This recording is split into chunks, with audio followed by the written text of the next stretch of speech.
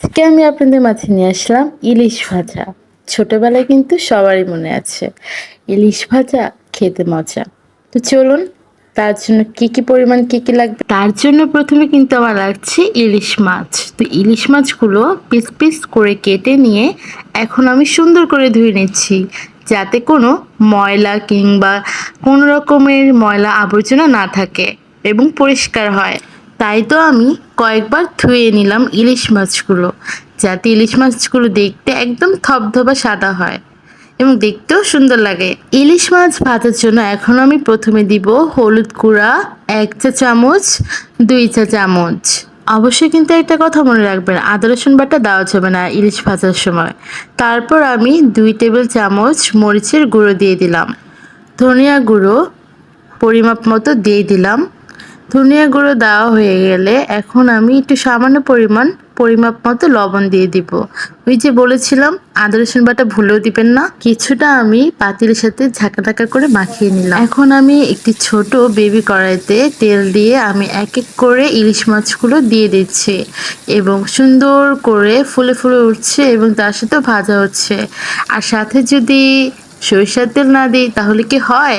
তাই তো আমি সরিষার তেলে ভেজে নিলাম মাখা ইলিশ। অল্প মিডিয়াম আছে ভাজা হয়ে গেলে এখন আমি একটু নাড়াচাড়া দিয়ে দেখবো আমার ইলিশটা কি ভাজা হয়েছে প্রপারলি নাকি এখনো কাঁচা আছে। যখন আমি দেখবো ভিতর থেকে উপরের দিকটা লালচে কালার এবং হালকা একটু বাদামি কালার হয়ে গিয়েছে, তখন আমি কিন্তু এই ইলিশগুলো নামিয়ে নিব। তো আমার তখন ইলিশটা আরেকটু ভাজা বাকি ছিল, তো যার কারণে আমি আর ভেজে নেই, আরেকটু ভেজে নিয়েছি। আরও কিছুটা সময় নিয়ে আমি ইলিশ ভেজে নিলাম। যখন আমি দেখলাম যে না আমার বাদামি কালার একদম কালো কালার হয়ে গিয়েছে, ঠিক তখনই আমি এটা পরিবেশন করে নিলাম। প্রথমত আমি একটি কাচের প্লেট নিয়ে তার উপর টিস্যু দিয়ে সুন্দর করে পিস করা ভাজা মাছগুলো দিয়ে দিলাম। এখন আমি এক এক করে ইলিশ মাছগুলো সুন্দর করে সাজিয়ে নিব। যেহেতু আমাদের বাসায় গেস্ট আসবে সেহেতু তাদের জন্য কিছুটা তো করতেই হবে। আমি এই প্যানের মধ্যে মাথা, লেজ, টুকরো একসাথে এগুলো দিয়ে দিচ্ছি। যেহেতু আমার প্রথমে টুকরোগুলো ভাজা হয়ে গেছে, সুন্দর করে এই সরিষার তেলের মধ্যে যখন আমি এই মাছগুলো দিয়ে দিয়েছি, উফ কি যে বলবো রে ভাই, এত ঘ্রাণ এসেছিল।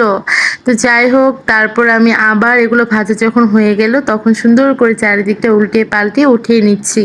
সুন্দর করে সাজিয়ে একদম প্লেটগুলো ভরে নিচ্ছি এবং তেলগুলো টিস্যুর সাথে একদম চলে যাচ্ছে, যার কারণে পরবর্তীতে মাছ খেতে কিন্তু একদম কচকচ করবে। ইলিশ মাছগুলো ভাজার সাথে আমিও ভাবলাম যে আমারও কিছু খেতে হবে, যেহেতু আমার পেটে একদম ক্ষুধা লেগেছিল। তাই আমি সুন্দর করে কি আর বলবো, হাসির কথা, বড় বলের মধ্যে ভাত নিয়ে মাছগুলো টুকটুক করে চুরি করে নিয়ে আমি খাওয়া শুরু করে দিলাম। কিন্তু কি যে বলবো, অনেকটা মজা ছিল। আজকের ভিডিওটা এই পর্যন্তই। সবাই লাইক কমেন্ট করে পাশে থাকবেন এবং আমাকে ফলো করবেন। ধন্যবাদ।